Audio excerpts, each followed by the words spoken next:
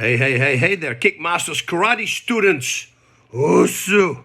Master Rando asked me to say a few words to you. Let me hang my phone up a little bit more straight. There we go. Good. Now I can do it. Yeah. Listen, the gym is closed.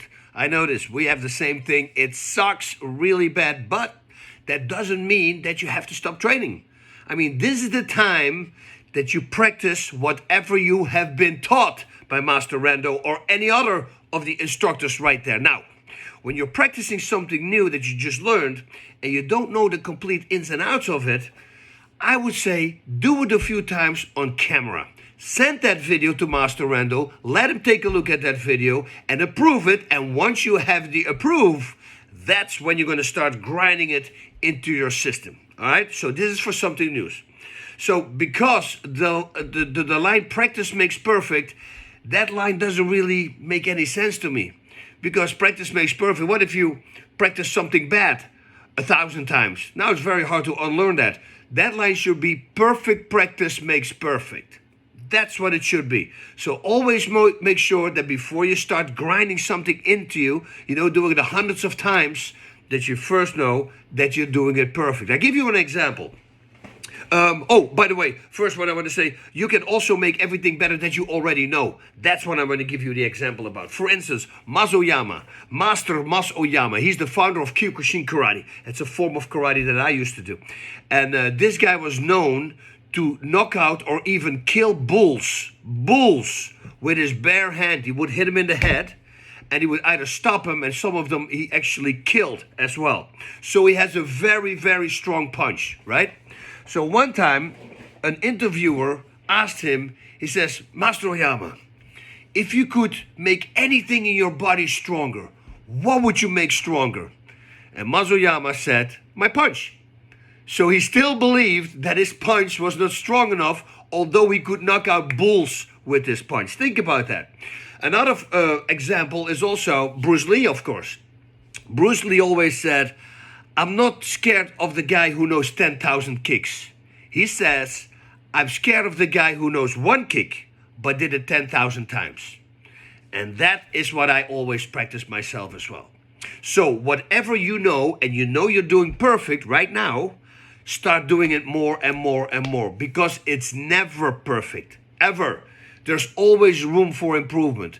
And if you have that mindset and you always think like that, you can only go but grow. Once you think you got it, then it's over. Listen, in Holland, the scoring system for katas, for every test, for every black belt, for every test, is going to 5.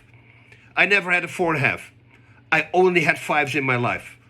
All the time. I never had a yellow belt in 3 different sports. I always jumped right away to orange because I was so good that I passed that one. But I always made sure that I tried to do it perfect. So even when I got a 5, at every test that I did in my life, I never thought it was perfect. There were times that I read a kata 3 times, and my teacher would tell me afterwards, he says, Bas, your first time was already perfect, and you still had to do it twice. Because I always thought I can do it better. But that little way of thinking, that it will actually make you a really good fighter. Because now you're really thinking about it. Also, when the classes start again, right? And imagine you do 2 times a week. 2 times a week is nice. But is it really going to help you if you just train 2 times a week at the gym and you don't do anything else? No, it's not going to do anything. I get angry at my students because I teach 2 times a week and I teach a fight class also on Saturday. But for the normal students, 2 times, I have been in shouting contests with them. Well, actually, I was doing the shouting. They're not. I would explain, for instance, a certain technique on Tuesday, and on Thursday they would come back.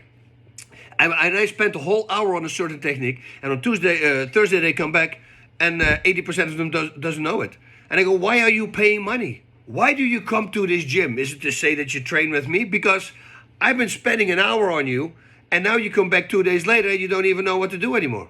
So if you only train 2 times a week, that is perfectly okay. But make sure, start writing, bring a log.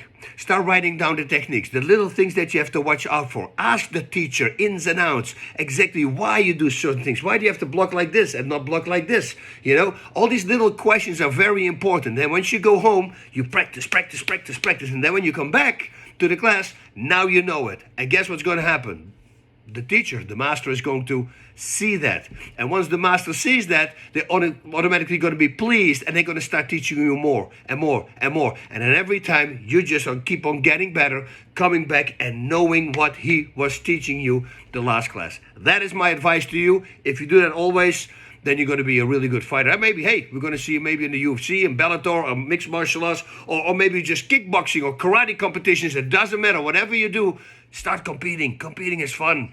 You know, and then you know also what it feels like to compete, because training in a dojo is really nice, you know, and it's really cool, but it's much easier than doing it when your mom and dad are there, your family members and your friends, and everybody's shouting, you know, because now you're getting nervous, you know, but you have to learn to overcome those nerves. In the beginning, it's very hard. Me too. My first fight, I don't even remember what I did. I know I won, but, you know, I was just hitting a guy, you know, but the more you do it, slowly but surely, you start to get used to it, and once you get used to it, now you're calm, and then you can bring whatever you do in the class, in the safe dojo, if you can bring that game to a professional fight, or to a fight, it doesn't even matter if it's professionally or not, that's when you're going to be very successful. So, listen to Master Rando, very important, he's a great guy, good technique, and he loves the monkey fist security t-shirt, and I like that about him as well. So, okay guys, I wish you all the best. Don't stop training. This is the time now that you have to schedule for yourself, like 2 times a day, half an hour or even an hour if you want to go to, and keep on training. Grind all the techniques in that he's been teaching you and make it better and better and better. Godspeed and fight on. Whoop whoop. Dang.